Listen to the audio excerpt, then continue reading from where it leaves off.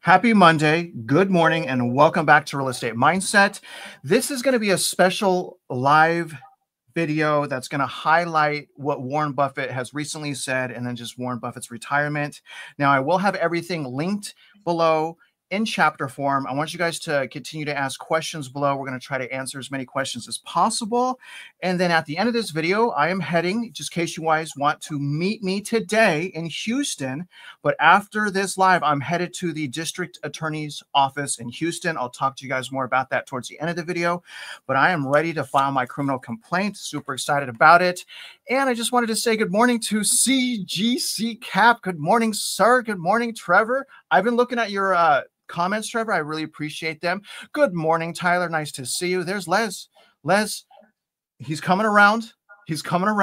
Okay, price more important than payment. I know to most people, Les. I know to most people, payment is more important. I know that, but I appreciate you, Les, no matter what. Mary, it's so nice to see you. There's my buddy P Nice. He's all P Nice. I love you, man. Dean, good morning as well. And we have a super chat, Trevor. Oh my God, Trevor, thank you. Super chat for Trevor. We'll get started right away. Thank you, Mitch and Travis. Got my first shipment of silver. That's right. That was Trevor. I'll keep using as much as I can until the house of cards crashes. I got some more silver also. I haven't told you guys. And I found some gold. I told Mitch yesterday we had a wedding present from my wife's grandfather, and I looked how much gold, and it was half an ounce. And I was like, oh my God, we have half ounce of gold. Are you kidding me? So that was awesome. Good morning, Tom or Scrog. Nice to see you. Monica, I got that email. My God, the more bonds passed. I think it was $500 million almost in a road bond. Remember, I was reading that to you the other day, Mitch. Volvo, good morning. Steve-O, morning.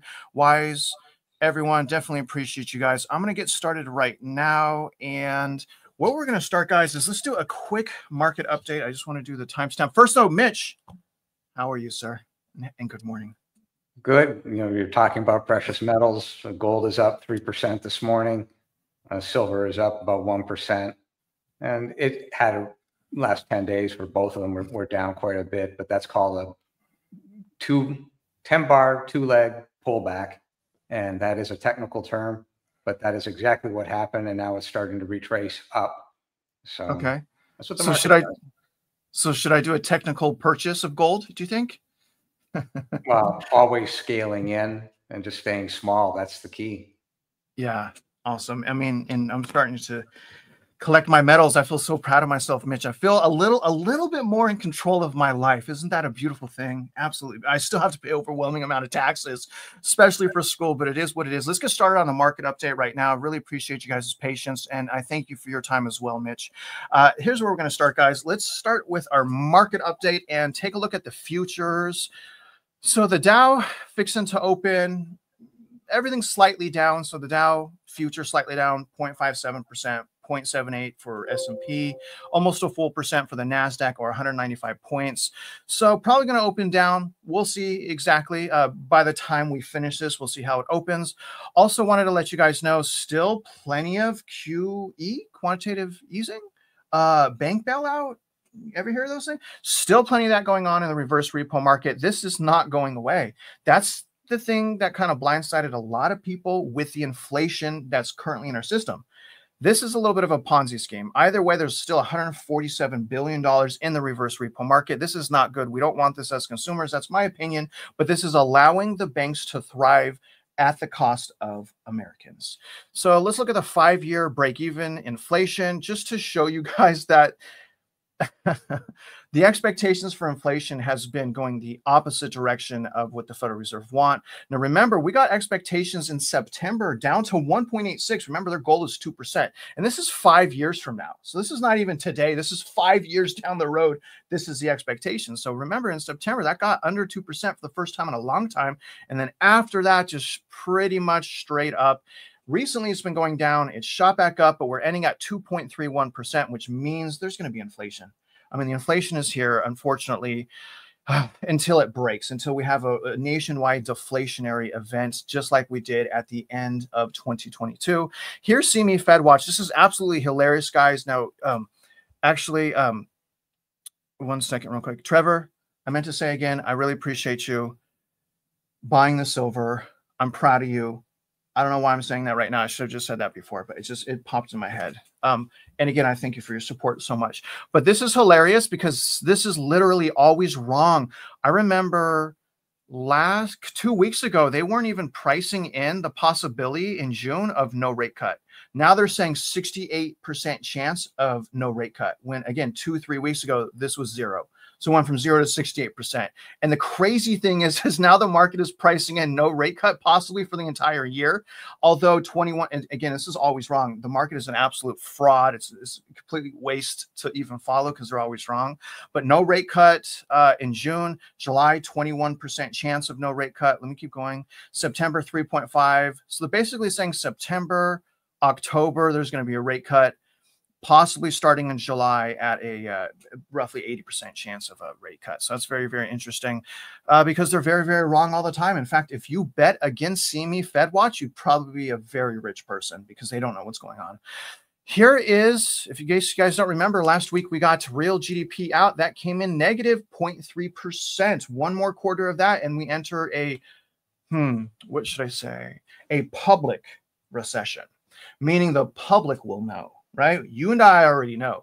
How has the public not known? Because they keep propping up the economy with deficit spending, fraud, greed, corruption, and the hidden tax, the worst tax of all, inflation, or money printing, purchasing of treasuries, however you want to call it. But again, guys, remember, we're at 0.3% in the negative. Big, big swing there. So let's see here. Now, one of the reasons, again, why we haven't gone into recession yet, a technical public recession yet, is this right here. This is a huge reason. This is the deficit spending for the fiscal year of 2025, which, remember, it starts and ends in October. But the deficit spending is absolutely out of control at $1.3 trillion. This is going to update probably in about a week or so. And I'm anticipating this is going to probably go down, I don't know, 200 billion or something like that, because generally, we'll see what happens this year, but generally it does go down in April because of federal income tax. So we'll take a look at that. But that's overall just the market update. Not too much going on right now. Anything you want to add to the current conditions of the market before we start listening to Warren Buffett, Mitch? It's kind of interesting. So, Bitcoin is down quite a bit this morning. And so the precious metals are up, interest rates are flat. But it is kind of interesting to see what's going on. Yeah, not a lot, not a lot going on, but that's just the headlines. Underneath the surface, there's a ton going on. So let's go into our first video. This is from Warren Buffett. I actually had I had to change my first video because it was a round of applause for 2 minutes. They were clapping for him. So a lot of people appreciate him for he's saying he's not going to sell any shares from Berkshire. 2-minute round of applause. So we're not going to look at that. We're going to listen to the video where he's talking about the U.S. deficit. It's not sustainable. Second video is going to be him talking about how real estate is really hard, right? And I like that video because he's explaining how important it is to make sure you're getting a great deal and to stay patient. But let's start with him talking about the Federal Reserve and Doge. So it's a very interesting opening question. If you guys can, let me know that the audio is good. And I'm going to go ahead and make a timestamp right now so we can listen to this and get started here. I'm going to mute us right now, Mitch. Becky, you're next. This question comes from Scott Williams in Portland, Oregon. He said, do you think the net benefit of Doge will be positive or negative for the long-term health of the United States? Well, why don't you give me a hard one? I think that bureaucracy is something that is amazingly prevalent and contagious even in our capitalist system, and that big corporations, overwhelmingly, most of them look like they could be run better. I'm sure Berkshire does in many respects, and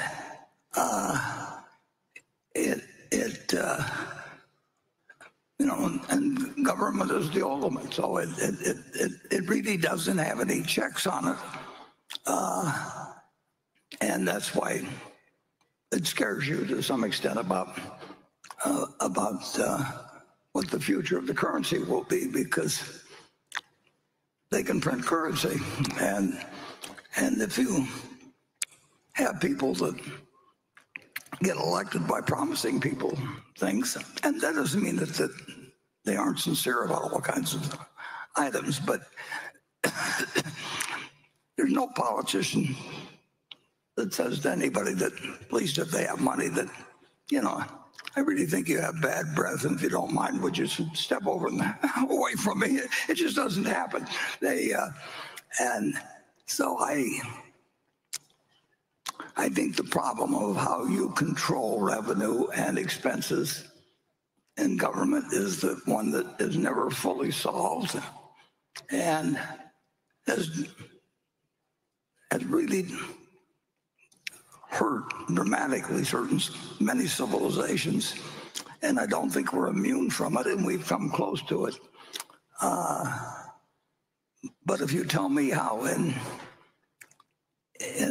a democracy you go in and really change things, you know, we're operating at a fiscal deficit now that is unsustainable over a very long period of time. We don't know whether that means 2 years or 20 years, because there's never been a country like the United States. But you know that if something can't go on forever, it will end, to quote Herbert Stein, a famous economist. And we are doing something that is unsustainable, and it has the aspect to it that it gets uncontrollable to a certain point. I mean, essentially, you just give up on it. And Paul Volcker, you know, kept that from happening in the United States. But we came close. We've come close multiple times, and you know, we've still had very substantial inflation in the United States, but it's never been runaway yet. And that's not something you want to try and experiment with, because it feeds on itself. So I wouldn't want the job of trying to correct what's going on in revenue and expenditures of the United States with roughly a 7% gap, when probably a 3% gap is sustainable. And then the further away you get from that, the more you get to where the uncontrollable begins. And I think that it's a job I don't want, but it's a job I think should be done. And Congress does not seem good at doing it.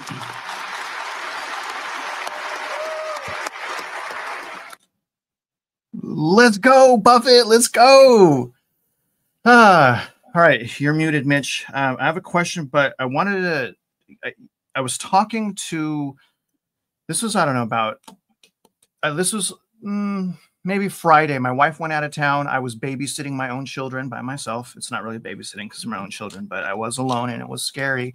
And I was taking a walk around a pond, and someone, his name is Lee, that was pivotal in the Hurricane Helene operations. This man that I was talking to, he helped with an overwhelming amount of things during Hurricane Helene. Definitely appreciated him. But he made a comment, Mitch, and I loved it. He's like, Travis, in order to get people to understand inflation more, stop saying inflation. That's what he told me. He's like, start saying debasement, debasing the dollar. So inflation's debasing the dollar. So I don't know, but maybe we should stop saying inflation and we should start saying debasement, debasing, right? It's debasing the dollar. It's losing value. Fiat currency is over, right? So debasement, I think, is important. But Mitch, he made a comment that said, we've never had a period of runaway inflation. What the heckamajig do you think he meant by that? Because from all things that I see, inflation has absolutely been runaway. So what do you think he meant by that exactly? Let me pull apart what he said and rephrase it. Envy plus bureaucracy equals overspending, which equals inflation, and inflation is a reduction of your purchasing power. So if A equals B and B equals C, then A equals C. Therefore, envy equals inflation and reduction of your purchasing power. The envy is the bureaucracy. People want things, so they believe they have the ability to make those things happen. They become politicians. That is exactly what he's complaining about, which is Congress is completely useless. And they do not understand that it simply is going to break. So what they don't understand is that the currency is nothing more like your fiat currency, the piece of paper you hold in your hand, that $20 bill is nothing more than an IOU. So it's based on credit. The idea that the person giving it or the government that has it says that this is worth $20, so I'm going to get $20 worth of value. The problem is, if you look at it from a Social Security standpoint, you say, well, I get $3,000 a month. That's today. Your purchasing power in 5 years from now, that same $3,000 may be 50% less than it is today. And it's all a direct result of envy. We want to buy things. We want to own things that we can't afford. That is exactly what the government has done. So inside of all of that, that's why the fiat currency, in his own language, said it isn't sustainable. Well, okay, if it's not sustainable, what's the alternative? I have one more question, but this is a good comment from Nano Joe. Congress is well aware. They know exactly what they are doing and are trying to enrich themselves before the dollar finally collapses. To me, that's exactly what it seems like. Because to me, nothing else other than what he just said makes sense, because they're not, they shouldn't be stupid, right? They should be able to add 2 + 2 and know that that equals 4. So they should know that the budget and the overspending and the fact that they removed this debt ceiling, it's real bad. It's not going to work for the fiat currency. I'm sure they know that. So I thought that was a good comment. But Mitch, do you think that Warren Buffett's retiring so he doesn't have to deal with the hassle of a potential economic depression?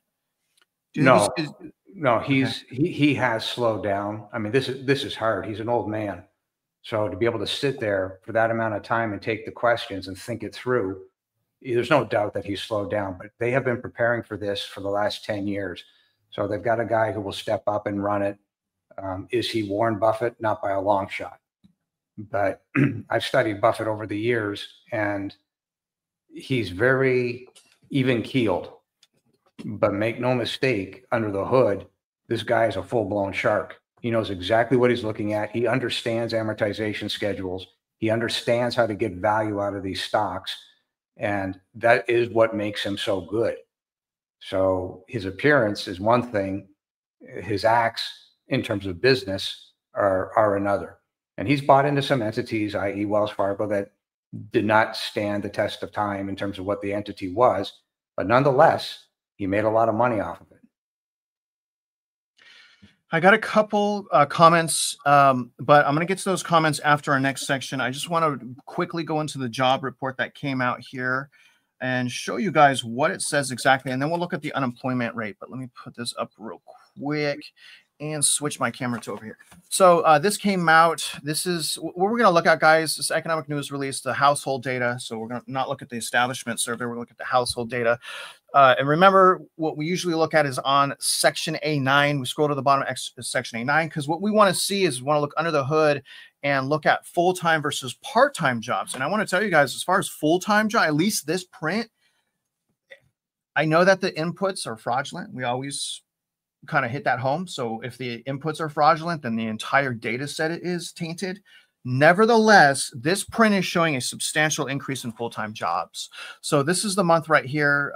This is March right here. This is February right here. So you guys can see essentially there was a jump of roughly, and this is full-time jobs, there's a jump of 806,000 full-time jobs according to this data month over month. But when we compare year over year, so year over year is right here. So when we compare this number to this number, we have, and this is not a bad thing, right? 1.6 million full-time jobs added year over year. So 806 month over month, 1.6 million year over year.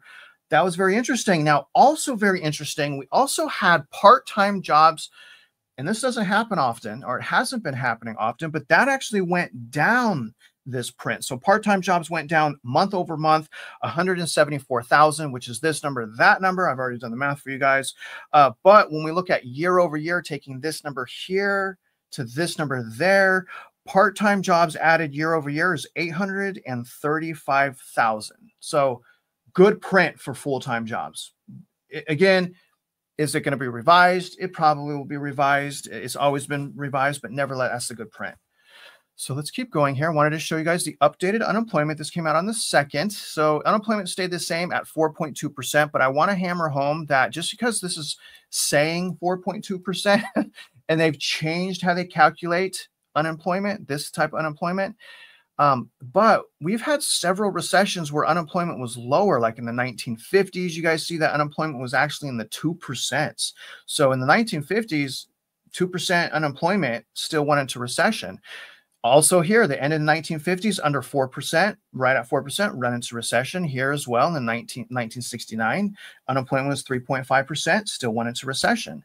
And they calculated unemployment differently back then. Also, you know, in the year of 2000, look at this, under 4%, right about 4% in the dot-com bubble as well. So we've had multiple recessions when we've had a low unemployment print, and that's because unemployment skyrockets through recession, and they don't want to tell us. They don't want to be forthcoming and transparent about the information. So the information is hidden, unfortunately. Mitch, do you want to add anything on, I'm teeing up our next video, but do you want to add anything on the job report and comment on it? 806,000 more full-time jobs being added in 1 month. Any comments there? To give you an idea how people are not paying attention, do you know where the largest amount of those employees are coming from? I do not. It's the government. Again? Yep, state government. So federal is trying to get rid of them, the states are hiring them. It's a revolving door. Not in the press. You won't see it.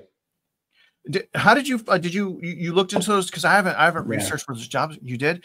Yeah. I think the Challenger report, is the Challenger report coming out today? I don't know if the Challenger is, but I was looking at this 3 days ago on Friday. Man, I think the Challenger is coming out today. It wasn't out before I started this. So that's very interesting. What is your take on them changing the way unemployment is calculated? Do you think they've done that multiple times over the last few decades, or do you think it's exactly the same? No, it's been modified just like the CPI. I think I added up, the CPI has been actually modified 31 times. Yeah, it's important to know that because it's not a fair comparison if it's modified. Well, none of it's fair, right? Like if you can go down the street in any neighborhood in the United States and look at empty businesses and you know that the employment is coming down. You can look at the industrial output and know that employment is coming down. How in the world could it be going up in a report? So then you've got this other issue that's not in the employment numbers, which are how many people actually have 2 or 3 jobs, right? They don't track that either. So this is one of the reasons why I'm not a believer in any of these reports, because you do not know what the truth is. You can only know what it is you see, not what you're being told. Mitch, we got some breaking news. Let me throw this article up. This just came out, and I want to get to some questions here, but this just came out right now. It's the breaking news. Trump set to raise millions from crypto and meme coin this month. Now, the viewers don't know this, but we're working on right. We're working on a video to try to show you guys and explain to you guys, and this is at Mitch's spearheading this, but how we have a Ponzi scheme going on. It's RICO, it's a Ponzi scheme, and it doesn't matter stablecoin. Although they're making a lot of progress, it doesn't matter if there's still fraud in the system. If you're not going to take the fraud out, then the next form of currency is just the same thing is going to happen as our fiat currency. So that's a video we're working on. But Mitch, come on, man. All right. I don't like to get political. Okay. I always talk to you about that. But what is your take on Trump pushing crypto prior to even talking about paying off any existing debt? I don't really care that he has a Trump coin or a Melania coin or a stable coin or anything else, right? Yeah. Here's the reality. Bitcoin Stable coins, you can call it anything you want. If it's backed by the math as the math was designed, the math is good. Everything else is pure speculation. There is no currency tied to a Bitcoin. Tether has been used in Dubai allegedly to track real estate. I don't even believe that, but that is the story. So here's the problem. What we are facing right now is, as Warren Buffett said, unsustainable debt. He didn't go far enough. It's unsustainable global debt because we shot our garbage across the planet. And this is the we being the Federal Reserve. So no Bitcoin, no stable coin, no coin of any kind is worth anything until somebody can answer the question, what is to stop that coin from being polluted again, i.e. what we are going through right now with our fiat currency, where a debt bubble has blown to the point where the fiat currency itself literally isn't worth the paper that it's written on, because the credibility of that currency is being destroyed by virtue of the inflation, because Congress won't get their act together. These things have a fix, but if the system blows, and even Warren Buffett said, to the point where it may not exist, you may have to get another alternative. Well, so people are betting, well, Bitcoin is going to be that alternative. Really? You're an idiot. It cannot be that alternative until you answer the question. What is to stop the government from taking over that Bitcoin and blowing the bubble again? If you can't answer that question, then the math under the hood, as good as the Bitcoin math is, and it is good. I've seen it, I've read it, I've studied it. It's solid. Everything about it is good. But you can't take its theory and turn it into a currency unless you can answer the question. What is to stop the government from getting their hands on it and blowing the bubble again? And don't give me this nonsense, well, it's a central digital currency. Big frickin' deal. Congress can pass another stupid ass law and you're right back into the exact same problem. You've got to be able to answer that question in order to say, no, the Bitcoin is real and it will do what we say it will do. All you got to do is answer one question. Well, we both know what that answer is. They're just going to keep doing what they're doing. Now, here's real currency right here. Here's your silver round right here. You guys see that? You guys can't see? Boom. That's, you know what? I don't want Bitcoin unless you got one and you'll give it to me and I'll sell it and I'll buy this. But this is what I want right here. And I'm teaching my children what money really is. And this is how I'm doing it. So my children are going to work hard. And instead of buying trash like little kids love to buy, they're going to be buying silver coins. So we had a whole discussion on that when their mom was out of town. Absolutely love to have my 3 little kids around the table. I'm like, okay, this is silver, right? This is $1. It's not real. The reason there's value is because everyone thinks that there's value. And so it's just, it's BS, right? Anyways, I wanted to comment on Kelly's comment. She's basically saying reported layoff on truck drivers is increasing. Ports are low with supply chain. So I'm working on that video. Possible repercussion of the tariffs hitting truck drivers, supply shock, things like that. So we're going to have that video, but you make a great point. We also got a super chat here from David. Thank you so much, David. He's asking Mitch, talk on Australian dollar. My son had to answer his opinion about what benefits 3D printed food would bring. Oh man, it depends what's in there, right? What's in the food, man? What's in the food? Is it right? Is it a healthy food? He is in 8th grade in Georgia, and this is the public school EOG test. Wow, so they're indoctrinating our kids with all kinds of nonsense. Still indoctrinating our kids. Go ahead and take that, Mitch.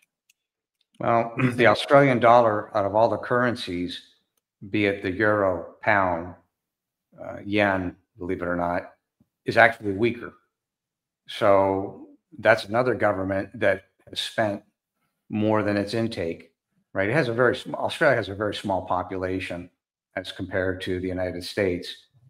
And it's the same problem with Canada. So if you think about it, in Canada, you have the majority of your population is in an 800-mile stretch, and that's between Windsor and Montreal. Yet the size of the country is 1.5 times that of the United States. Well, when they start spending money, and this is the problem everywhere, you start spending money, you can't produce, you've blown the bubble. And that's why I keep saying this is not an American-centric problem. This is a global problem. Euro has done it. London, British have done it. Australians have done it. Japanese have done it to an extreme. Canada has done it. So this is a global problem. And I believe that it can be handled. And I think, and again, I don't know what's happening at the federal government, but there's an opportunity sitting here to fix this because they all have the same problem. China's got the problem too. Their economy's cratering. So everybody's got the problem. But serious people have to get together and say, this is how we're going to fix it. And we're going to get rid of these derivatives and this garbage under the hood. And that can be done with a stroke of a pen. Why is it not happening? I don't know. You know, man, half of them are, are crooks to begin with. And if they act on what we're saying, then they rob themselves of their fraudulent paycheck that they now need to sustain their life. I mean, look at Nancy Pelosi's worth, and yet she's made what, $200,000, which is good money. She made $200,000 a year and has what, 200 million. Come on, inside trading. Come on. I mean, where's the ethics there? Also, last thing here though, Mitch, is what do you think about the 3D printed food? Think that's a good idea? Back up for one sec. You know something? I have no problem with their trading with Nancy Pelosi, but what it is, it should be disclosed within 5 hours of doing the trade. Let the rest of the public in on the deal, right? If you know something or you're making an action, fine, trade it, but you have to have disclosure. I would much rather have the disclosure and see what's going on than not know till long after the fact, right? So if you can't have it both ways, you want to trade and you work in Congress, you work in the Senate, 100%. Yeah, 100%. I mean, it's funny that we would have to even say that, and it's not already existing. Looks like the Dow drops more than 200 points. I'm going to play a video now on Warren Buffett, and he's going to talk about real estate, okay? Because someone's going to ask him, with how things are going right now, Warren, do you think that you should buy real estate? And obviously, Mitch has pointed out, we pointed this out, that he doesn't like real estate as much. But listen to what he's saying, and listen, again, if you're on the sideline because you're choosing to be, great job. Remember, you should be doing the work. If you must buy a house, I think you should wait for a lot of reasons, but you got to do a lot of due diligence. So he's going to go into the due diligence. He's going to explain why it's so much harder. And I hope you guys enjoy the video. Let me know that the audio is okay. And I'm going to mute us right now. Good morning, Warren, Greg, and Ajit. My name is Jackie Han. I'm from China and now work in Toronto, Canada. This is my 8th Berkshire Hathaway meetings at this point. I've probably spent more time with you than most people spend on Netflix. As you might guess, coming from a Chinese family, we've always had a soft spot for real estate. So the real question isn't why don't you own a house? It's why are you still buying stocks instead of more property? So here is my question. With today's high interest rates and global uncertainty, do you still believe in being greedy when others are fearful, or the value investing facing new challenges in today's environment? Thank you. Yeah. Well, in respect to real estate, it's so much harder than stocks in terms of negotiation of deals, time spent, the involvement of multiple parties in the ownership. Usually when real estate gets in trouble, so you find out you're dealing with more than the equity holder. But there have been times when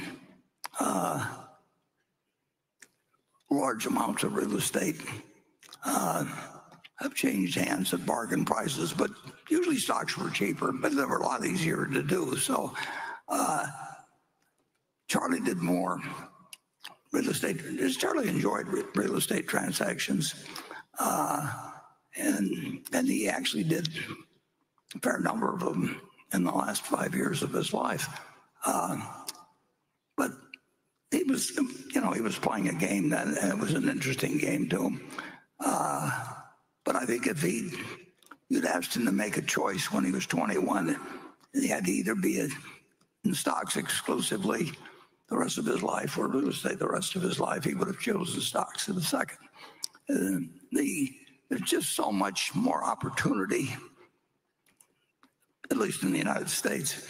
There's so much more opportunity that presents itself in the security market than it does in real estate. And in real estate, you're usually dealing with a single owner or a family that owns maybe a large property they've had a long time. Maybe they've borrowed too much money against it. Maybe the population trends are against them. But to them, it's an enormous decision.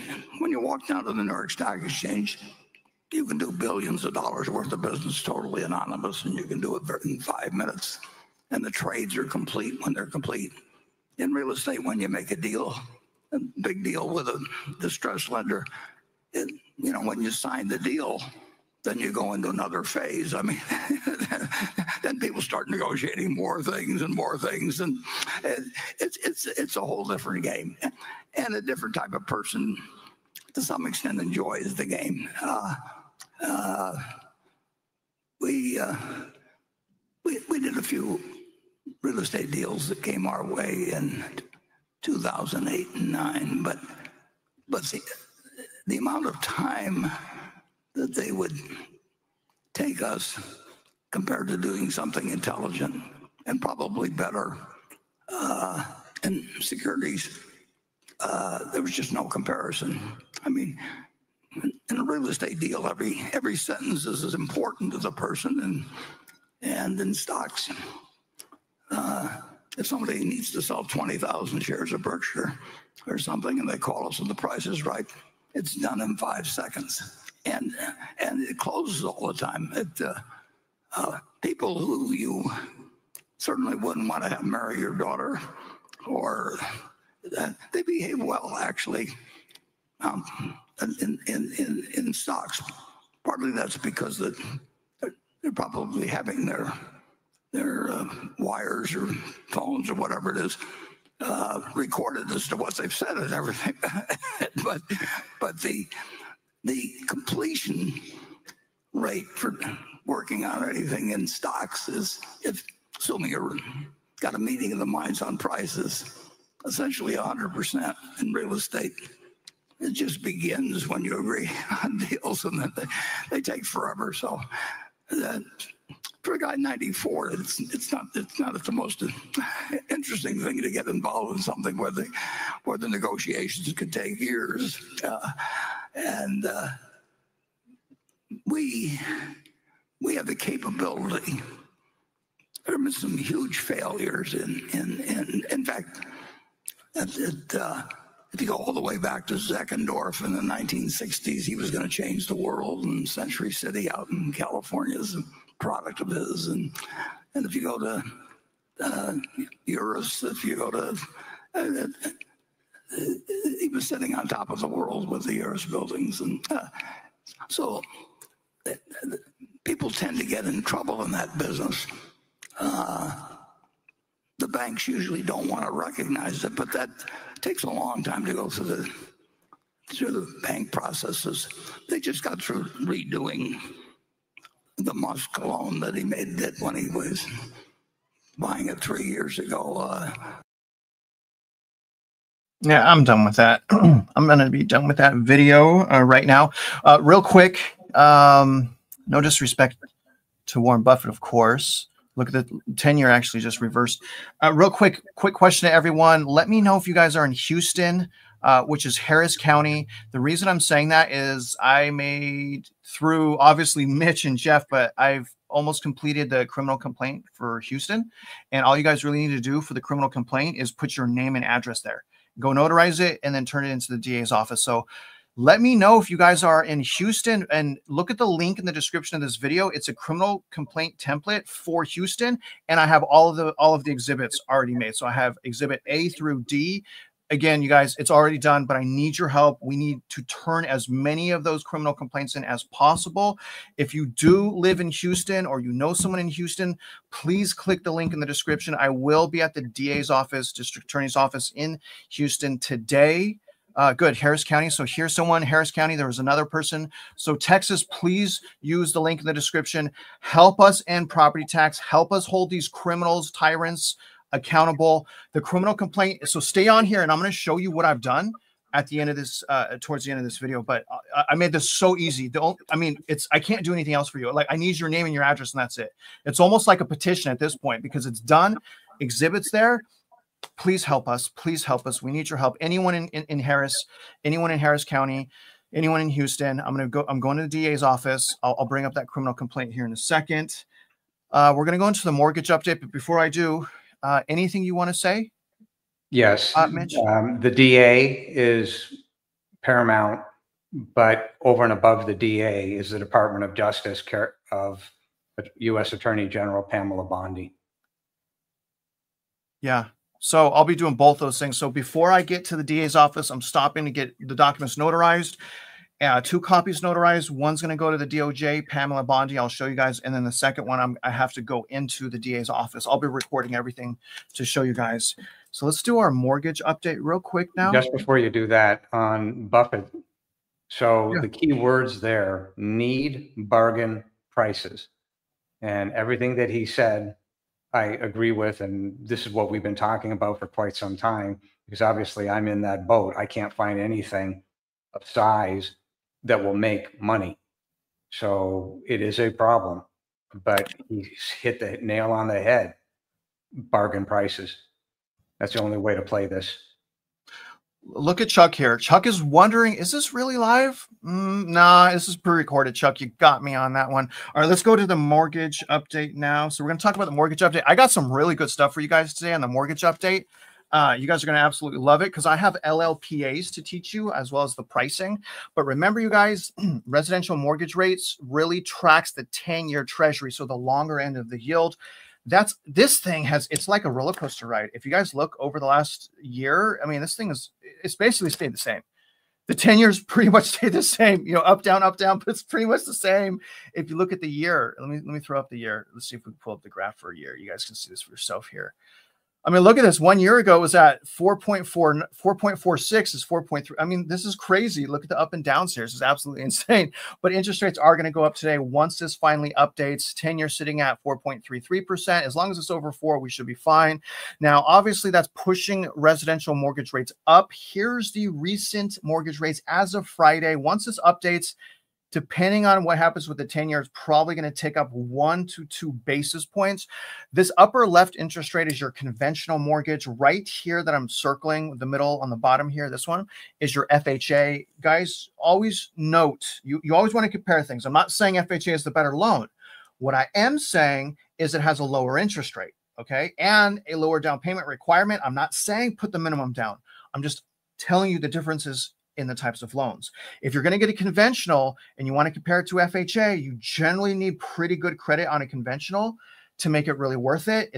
And then also if you have a 20% down payment, because remember, conventional, if you have 20% down payment, does not come with mortgage insurance. FHA loans always come with mortgage insurance. It will go away after 11 years if you put 10% down. Okay. But regardless, rates are back in the 6%, high 6% for conventional mortgages. Purchase, my God, I mean, the purchase application volume it's just abysmal. It's absolutely in the gutter. I mean, people didn't think it could go any lower because we've had historically low transactions in the housing market, but it's going lower. It's going lower than it was before. That's on Redfins. We can't really tell right here, but this is the purchase index right here. You see interest rates. Let me go in the 1 year so you guys can kind of see. So interest rates have been going up and down pretty drastically, but what has been the same is the demand. So there's not some flood of people running back into the housing market like so many people thought. Now, pay attention to this, guys. This is really super important. This is how interest rates work. I've been trying to tell you guys, it's not the interest rates that change every single day. It's the price or the cost of the interest rate that is changing every single day. As an example, I can get someone a 3%. Right now, I can still get someone at 3%, but the cost, the price, remember, because that's what it's about, could be $30,000, and then it doesn't make sense. But the first thing I want to show you guys is what's called LLPAs, or loan level pricing adjustments. And this is what I mean. You want good credit and a down payment. So basically how it works is you start with an interest rate, and if you have low credit, you get hit, or if you have a low down payment, you get hit on the interest rate, and those hits or the higher rate or higher pricing is called the loan level LLPA, loan level pricing adjustment. Okay, you see that right here, discount point adjustment. So this is interesting. So you see the top credit tier, and I said usually the top tier is 760 credit score. This one actually goes to 780. And you guys see there's a 0, 0, 0 on that first row right there. That means there's no hit if someone has a 780 credit score, unless actually, and there's actually getting a discount here. You see that negative? So they're that goes to the interest rate. So if the interest rate is free, if you add this right here, that's your actual cost. So if your loan amount is $100,000, that cost is going to be $375. Okay, but that shows the cost. So that's a hit of interest rate right here. Now, if I only have 20% down and my credit is 639, instead of a 0.375 hit, I have a 2.75% hit, which means if my interest rate is free at 4%, the new cost is almost 3% cost. So that is in other words, you guys, that's a drastic hit. And the difference is only credit score. So just from your credit score on conventional, massive hit on your pricing, on your interest rate.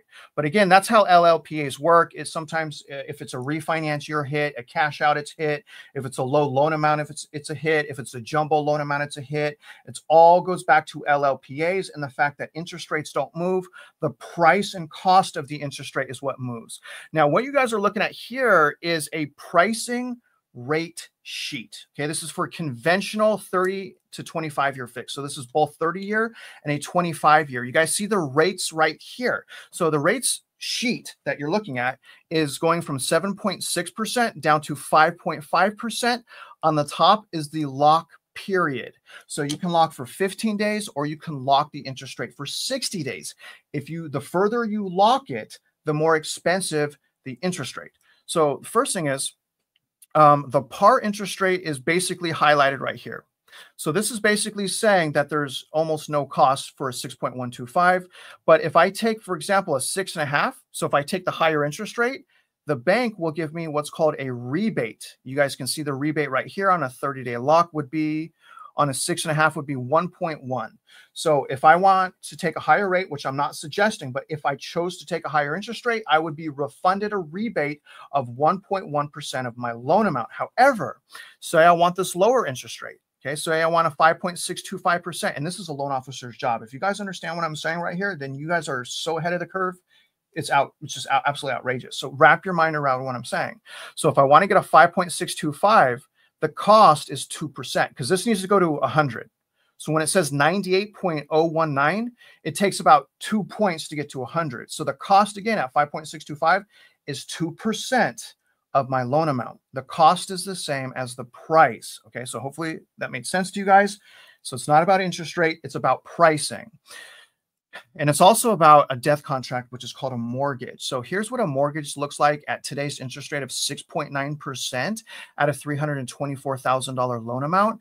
Essentially, like what Warren Buffett's saying, if you guys are going to buy right now during the most toxic housing market in our history, you guys got to be super duper careful and you guys got to pick right because you're going to pay back.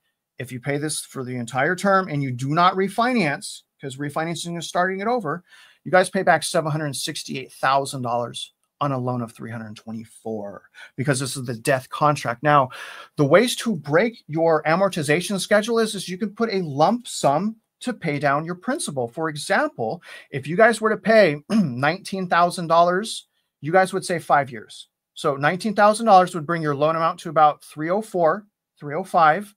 Well, 304 if it's 19, and you would say 5 years. So if you put down that lump sum, it goes straight to pay down your principal. But likewise, if you pay biweekly, or let's say you pay, well, first of all, let me explain. A biweekly payment is just one extra mortgage payment. So if you do 2 extra mortgage payments, you basically turn your loan into a 19-year loan. So I'll show you guys that right now. 2 extra mortgage payments would be $4,266 per year. So $4,266 per year. That would turn this loan into a 19-year loan in 11 months. You guys would save approximately $174,000. So if you guys are interested in saving $174,000, you may want to think about paying off your mortgage early because that thing is going to cost you guys a ton of money. Mitch Vexler, I'm going to look for some comments to respond to, and then we'll go into one of our last videos. But did you want to respond to the mortgage update and the amortization schedule? Yes. So the fees that are associated with the discounts, and sometimes I have known that buyers will walk away with cash in their pocket. Well, there's a real cost to doing that. So just for the sake of conversation, if it was $5,000 that was being rolled in, that $5,000 over 30 years turns into $38,000. I just ran an amortization schedule on it. Turns into 38 grand. So you may think you're getting something now versus putting down more money, but you're not. You're giving up your future. And that's what people don't understand, because they don't understand how an amortization schedule works. Very good. Very good. And I got a couple things here as well. First of all, if there's anyone else from Houston, keep commenting on Houston, because maybe I'll see you guys at the DA's office today. I would love to see you guys. A couple things here. Okay, I'm no expert, but I get the basic understanding. Very good, David. So what is the normal lock-in rate that is the best for both parties? First of all, you don't care about the other party. You don't care if you're the buyer, you don't care about the seller. All you do is you got to care about yourself, and you got to care about your deal. So don't care about the other party. But normally the lock-in period, it just depends on the quality of the loan officer. But most loan officers will lock in for 30 days at a close to a par interest rate, or an interest rate that doesn't cost you money. Normally it's 30 days. Now I would lock in at 10 days as a loan officer, because I'm following the pricing every single day, multiple times throughout the day. And what I do is I do the 10-day lock because the pricing's better. So if you have a good loan officer and they're watching the interest rates and you understand the risks of waiting to 10 days to closing to lock, because that's dangerous, you can actually save money. But the industry standard is a 30-day lock. I like this comment from Nikki B. They're saying don't buy points, right? So don't pay for your rate to be lowered. Instead, use that money to pay against your amortization schedule. I love that.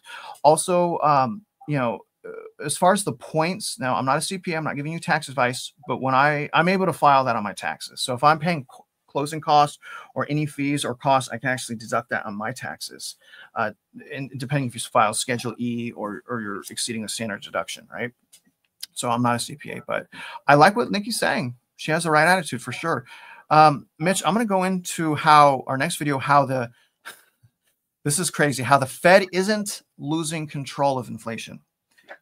It's a real video. Losing? Yeah. Okay. Well, yeah, it's not losing it because it's always had control over it, because they're creating it. So I don't even know what this title even means, but we're going to listen to what the talking heads are saying. It's just the headline alone. It's just, I just wish we can hold these people accountable. Like, what does that even mean? They're not losing control over inflation. I mean, anyways, here's a video, you guys. I'm going to put the timestamp. And if you guys can, let me know that the audio is okay, and keep throwing up your questions. And if you're in Houston, extra points. Give me the Harris. If you're okay. Happiness in Houston. Okay, in the rear from here. Dang it. All right, let me know that the audio is okay. Throw up the comments if you're from Houston. You guys both here. And Steve, if I could just set the scene for us. We are starting to hear anecdotally, and maybe now in the data, ADP yesterday was weak. So is it time to worry about the labor market? I think there's reason for concern.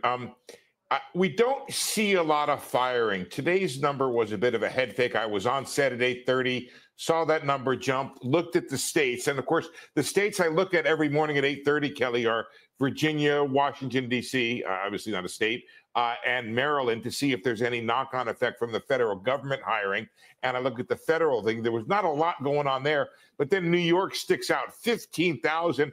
Then I started to get a couple notes that the timing of the spring break was different. Apparently, bus drivers are able to file for jobless claims during, and I never saw this before in 20 years of doing this. Maybe others have.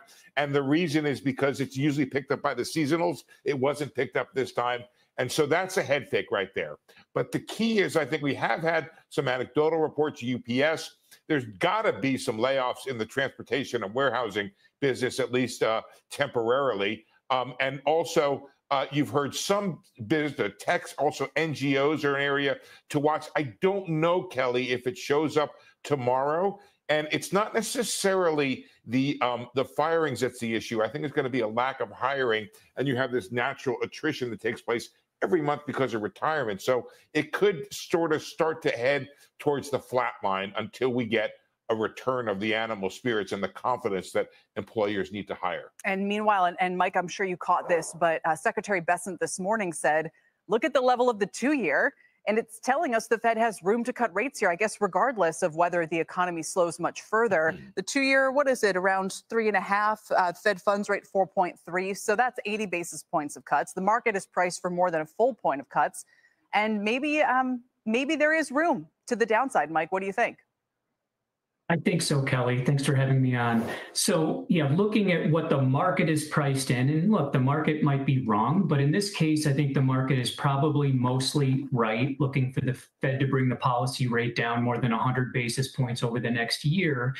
That would be highly problematic if bond market inflation expectations were at levels that said it's inappropriate to do so. That is not the case. So on the 5-year horizon, we've actually had inflation expectations come down 40 basis points from the highs of the year. And this is walking right into at least a temporary supply side disturbance from the tariffs. So that's pretty impressive. And I think to Steve's point, with likely layoffs in the pipeline, the data today was probably a bit distorted. But the Conference Board's measures of the underlying labor market conditions also did soften in the April release. So I do think we're at least looking at a temporary disruption. Risk markets are not looking for a big recession, that's for sure. More of a temporary disruption, and then the Fed basically cushions the blow with sustained rate cuts. Yeah, and inflation has been this back and forth. And can you unpack the move in the long end? I mean, today rates are behaving very well. So why did we see this spike, going back to early April? And where do you expect them to go now? Yeah, that was, a very scary moment. It was really 5 days where the 10-year Treasury yield moved up about 50 basis points with massive risk asset volatility. So no one knows exactly what the cause was, aside from the policy choice to go forward with tariffs that were obviously much more complicated and extreme than expected. And there could be a bit of a loss of market liquidity that accompanied that big rise in volatility. There were also some fears that maybe capital flows would reverse with a sudden stop to trade. But things have certainly stabilized. And with macroeconomic expectations rolling over a bit, it would make sense that the 10-year yield would move lower, and that has happened over the course of the last few weeks. Where do you? The world's most precious resource. The world's most precious resource is love. I wonder if that was what it was going to say. I don't think it was going to say that. I got some really good questions as it pertains to the interest rates. But any comments on the fact that the Fed has not lost control over inflation, Mitch? Any comments there, sir? There's just no words to describe how people can talk and literally say nothing. It's incredible. So the bottom line is the Fed is the world's largest purveyor of inflation and fraud on the public, followed by the central appraisal districts. The tariffs, because I saw one of those questions, that was a good question. The tariffs should be connected to eliminating the derivatives, both for the on-balance sheet and the off-balance sheet cross-internal collateralizations. I don't know what is happening with these derivatives. I suspect, because it's dead silent, nothing. And that is a huge mistake. The tariffs are fully understandable. The idea behind them is understandable. It's not enough. The derivatives, which are allowed by the Federal Reserve, because those derivatives, the Federal Reserve will literally take a bank's derivatives, even though it's junk, and they will accept it as collateral and non-mark-to-market collateral in exchange for giving that defaulted bank or fraudulently existing bank U.S. Treasuries to pump up the balance sheet of that bank. While that's happening, across the globe, because our Federal Reserve, by virtue of printing money on the backs of mom and pop, are not just supporting the American bankrupt banks. They're supporting foreign governments' bankrupt banks. So when somebody says, well, the Federal Reserve is going to lose control or not is not going to lose control of inflation, you're an idiot. They've already lost control. They do not see, the press doesn't understand what's going on. They can't articulate it. And the people that are watching this video know more than the press does. That's one of the reasons why I don't ever watch the press. I could care less, right? Because it's just nonsense dancing around. That's the reality. The reality is these derivatives, plus the inflation as a direct result of the derivatives, is nothing more than a Ponzi scheme. And it's happening, the mirror images. You got the same thing happening at the central appraisal districts with regard to property values. They've inflated the value because the Federal Reserve has caused the inflation. So in essence, the central appraisal districts are taxing inflation. And until this is dealt with, it's all going to show up in the purchasing power of the US currency, which is going to continue to devalue. That's just how the math works. Now you can say, okay, but other countries have the same devaluation or worse. Yes, that statement is true. The point is, the key word being devaluation. It's happening. That's the inflation. That means your purchasing power is going down, and your purchasing power is going down because of the existence of the Federal Reserve. That's how all this stuff is hooked at the hip, and that's the proof that the press are complete morons. I got a comment here from Nikki. She says, stop fighting in the bar. Did you want to comment on? I think maybe because you got in a fight with a tree, or was it a bar fight, or what happened? I had my head. I was actually cleaning up a tree, and I got a broken blood vessel in my eye, but it's okay. No problem. It happens. It's all good. I've done video with a giant, more than once, with a giant pimple on my nose, like Rudolph the reindeer. It's super embarrassing. So I had someone say Houston. I want to show you guys the criminal complaint real quick that I'm doing, and it's in the folder here, and it's not just for Houston. I'm saying the one in the folder is specifically for Houston because I live in Houston, so I've already filled it out. But this can be used in any state. Remember, you guys, I made 6 different steps. Okay, so here's what it's going to look like. The link in this description and in the comments. So you go to the comments, you go into link in the description. Here's what you guys are going to find right here. So you're going to find something that says short, simple version for Houston. Again, we have the normal template and the steps that could be, worked on any state. You just have to find the law. But I've already done this for you. Okay, so if you're in Harris County, this is done. I have all the exhibits, exhibit A, B, C, and D. This is in the link. You guys can click this right now. And here's what's going to come up. Let me show you guys how we made this so easy. Look at what you guys have to complete. Okay, this is the criminal complaint. Your name right there. Look at your address, your name. Look at, and all this is done. I already named all the people here. Your name, your name, your name. Look at this, guys. Come on.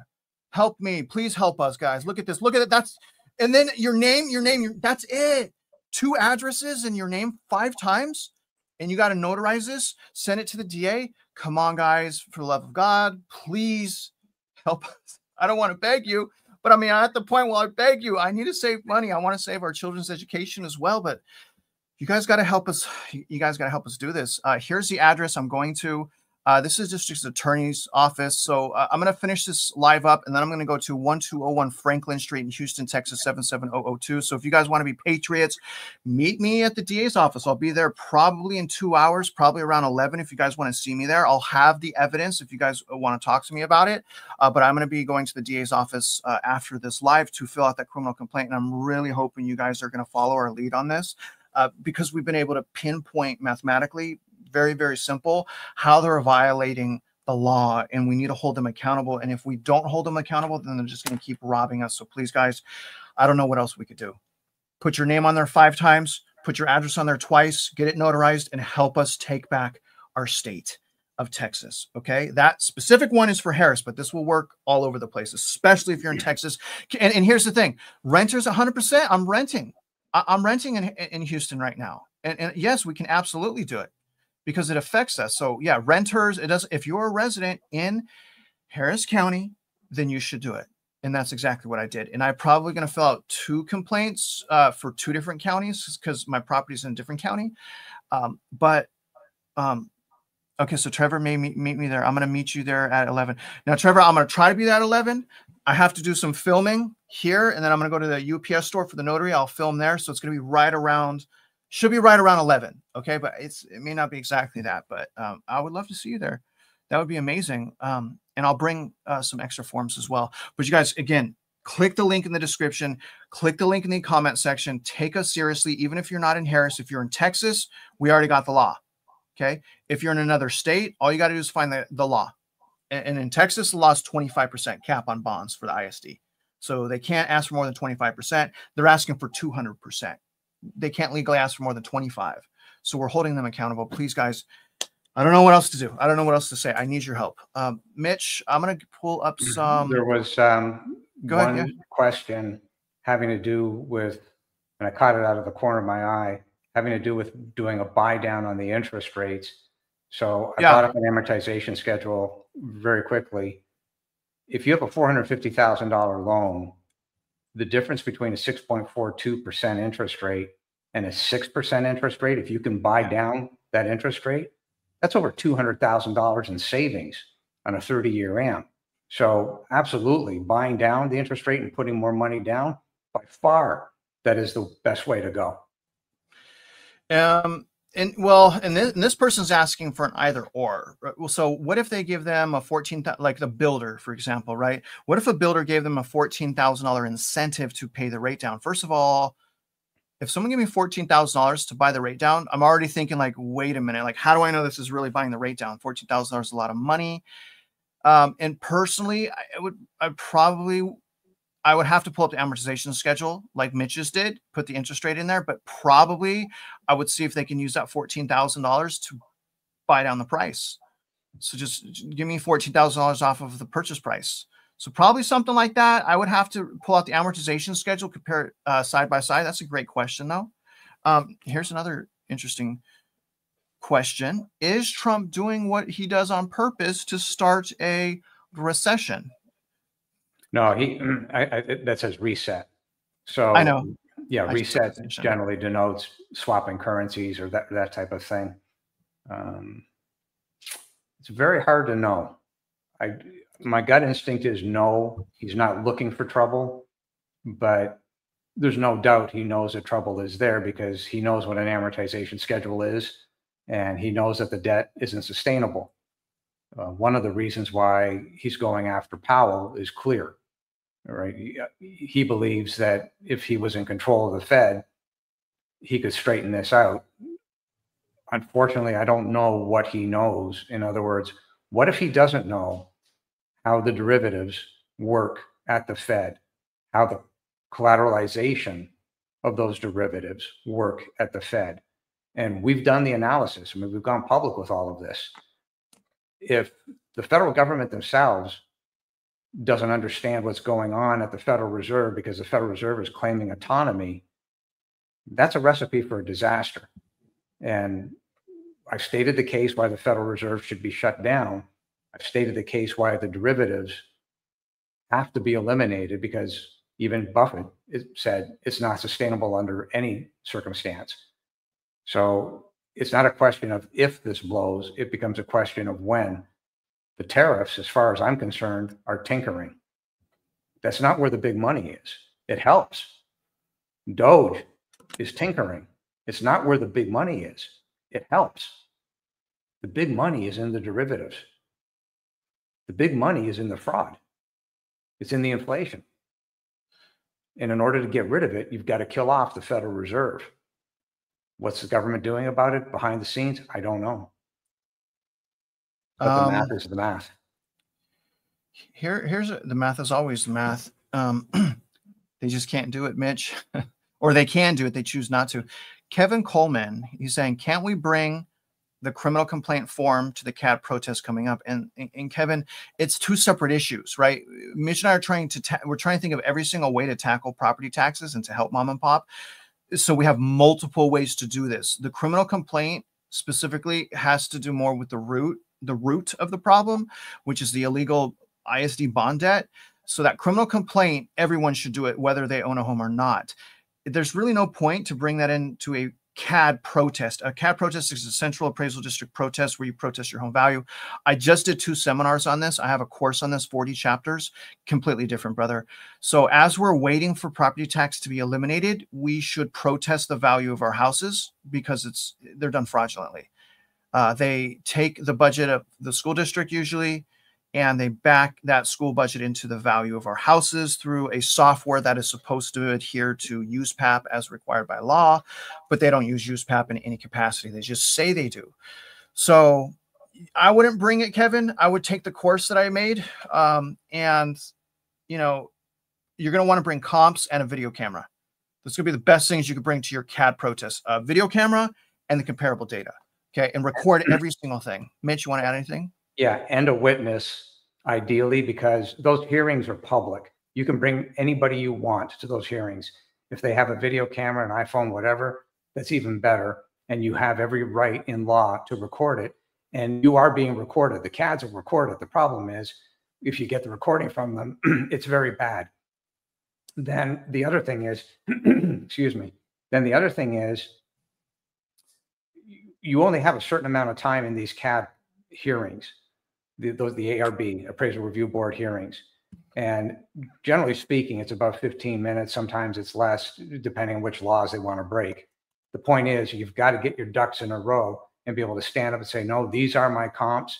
The comps that the Central Appraisal District gave you, the ARB, are not the comps for the following reasons. You've got to get your flow down, get your pattern down, your speech pattern, and stick and move. Float like a butterfly, sting like a bee, because you only got 15 minutes. All right, Ollie. I mean, it's true, 15 minutes. Wait, that's not the one. This one. So they're saying that you need to record inside the courtroom, but the ARB panel is not inside a courtroom. Is that correct, Mitch? No, the ARB is inside the Central Appraisal District. That's the Appraisal Review Board. So what happens is some CADs will try to settle with you in advance. That's up to you whether you accept it or not, if they come close to your value. If not, you have the right to go to the Appraisal Review Board hearing.